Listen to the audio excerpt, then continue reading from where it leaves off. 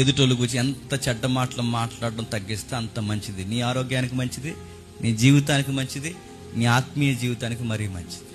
ఒక బాగున్నవాడిని అంటే వాడిని చెడ్డ చేస్తే మేము మంచోళ్ళమని అనుకుంటారని ఏదో ఒక చెడ్డ మాటలు మాట్లాడతారు. మీ కళ్ళు మంచివి కాదురా, మీ నోరు మంచిది కాదు, మీ థాట్స్ మంచివి కాదు నేను అనుకుంటాను.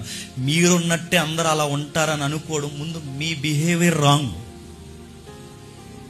మీరున్నట్టుగానే అందరూ అలా ఉంటారని మీరు ఎందుకు అనుకుంటున్నారు? ఎదుటోడు పేరు చెడగొడితే మీకు పేరు వస్తుంది అనుకోవడం, దీనికన్నా సాతాను లక్షణం ఇంకేమీ లేదు. ఎదుటోడిని చెడగొట్టు నువ్వు గొప్పోడిని అవుతాను అనుకోవడం ఇంతకన్నా దుర్మార్గమైన చర్య లేదు. ఎంతమంది మీదైనా చెడ్డ మాటలు మాట్లాడతాడు, ఎవరు కూర్చొని చెడ్డ మాటలు మాట్లాడతాడు. పొరపాట్లు ఉన్నా లేకపోయినా పొరపాటు డీడే క్రియేట్ చేసి ఎలక్షన్ ఓటింగ్ ఎట్టించినట్టు ఎట్టిస్తాడు. ఎవడైతే మన మీద చెడ్డ మాటలు మాట్లాడుతున్నాడో ఆ మాట్లాడేవాడు సిగ్గుపడేలా సక్సెస్ రేట్ ఏంటో ఆ రోజు చూపించాలి.